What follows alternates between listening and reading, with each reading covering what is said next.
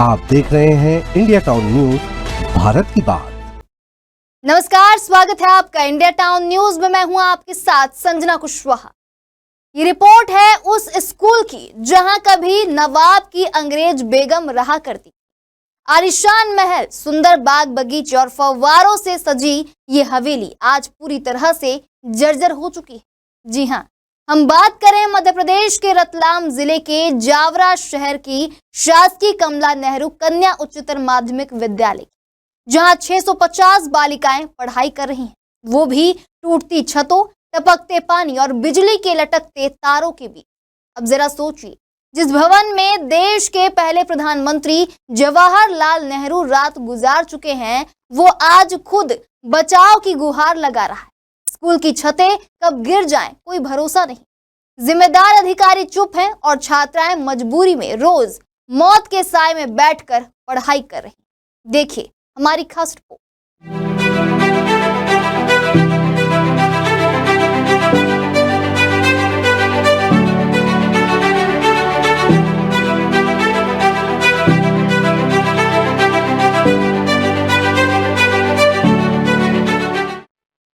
रतलाम जिले के जावरा शहर में स्थित शासकीय कमला नेहरू कन्या उच्चतर माध्यमिक विद्यालय सिर्फ एक स्कूल नहीं है, यह एक ऐतिहासिक विरासत भी है। इस स्कूल की इमारत किसी जमाने में जावरा नवाब नासिर मियां की अंग्रेज पत्नी का महल हुआ करती थी, जिसे मच्छी भवन के नाम से जाना जाता है।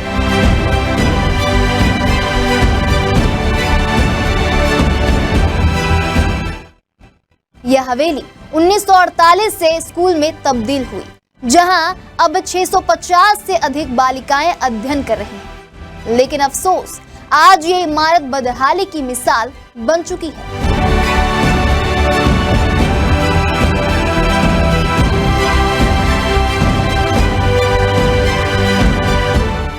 कभी यह भवन सुंदर बाग बगीचों, फव्वारों और विशाल बरामदों से सजा रहता था, लेकिन अब स्थिति यह है कि छतें टपक रही हैं, दीवारें दरक चुकी और बच्चों को छोटे छोटे कमरों में ठूस ठूस कर पढ़ाया जा रहा है। कहीं सीमेंट की चद्दर लगी है तो कहीं से बारिश का पानी सीधा बच्चों की किताबों पर गिरता है।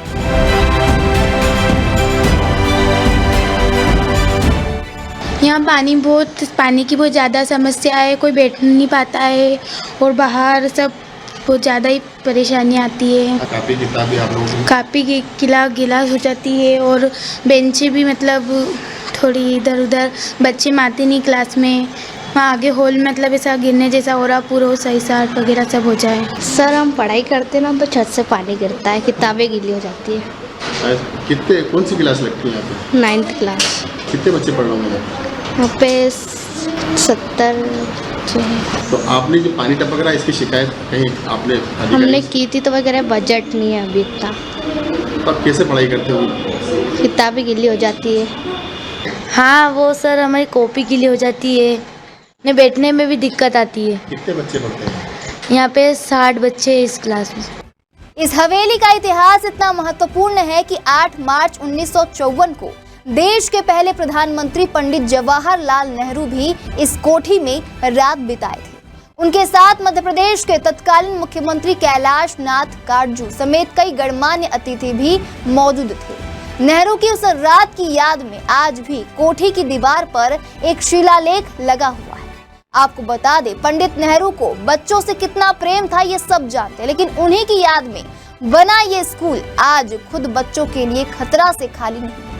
कुछ साल पहले जब मीडिया में इस जर्जर हालत की खबरें आई थी, तब सरकार की ओर से 25 लाख रुपए की मरम्मत राशि स्वीकृत की गई थी, लेकिन स्थानीय लोगों के मुताबिक वह पैसा आज तक इस इमारत पर खर्च नहीं हुआ।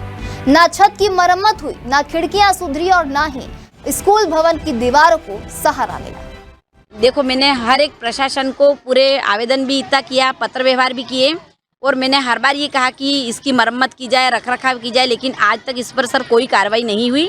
और अभी भी परसों नरसों मतलब अभी भी मैंने सब जगह एक एक आवेदन दिया है।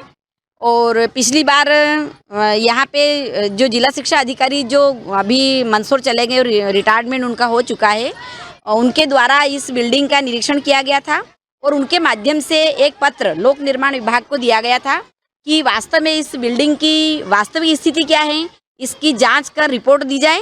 तो लोक निर्माण विभाग के द्वारा ये अपनी रिपोर्ट प्रस्तुत की गई, जिसमें ये कहा गया कि यदि बिल्डिंग का ऊपरी तल उसकी वाटर प्रूफिंग हो जाए, दीवारों का प्लास्टर हो जाए और दरवाजे खिड़कियों की यदि मरम्मत कर दी जाए तो ये बिल्डिंग अभी गिरने वाली नहीं है और इस बिल्डिंग की मरम्मत हो सकती है और ये उपयोग के लायक हो सकती है। कि शिक्षा उपकर की जो राशि पिछले जो भी अनुविभागीय अधिकारी रहे थे उनके माध्यम से स्वीकृत हुए थे, लेकिन आज तक उस राशि का कोई उपयोग नहीं किया गया और यहाँ पे मरम्मत का कोई कार्य नहीं किया गया। कितनी राशि है ये? जानकारी में ये पता चला सर कि 25 लाख रुपए की राशि आई हुई है, वो शिक्षा उपकर की राशि है। अभी आज की तारीख में 510 बच्चे करीब इनरोल्ड हैं और अभी प्रवेश प्रक्रिया जारी है। ये 500 से 600 तक अभी इस सत्र में नामांकन हो जाएगा। यहाँ पे इस सत्र से सर नर्सरी, KG1, KG2 से लेकर के 12th तक केवल ये जावरा शहर का एकमात्र गर्ल्स हायर सेकेंडरी स्कूल है। वहीं स्कूल की छत पर लगे बिजली के पोल और उन पर लटके तार हर समय किसी बड़े हादसे का डर पैदा करते हैं।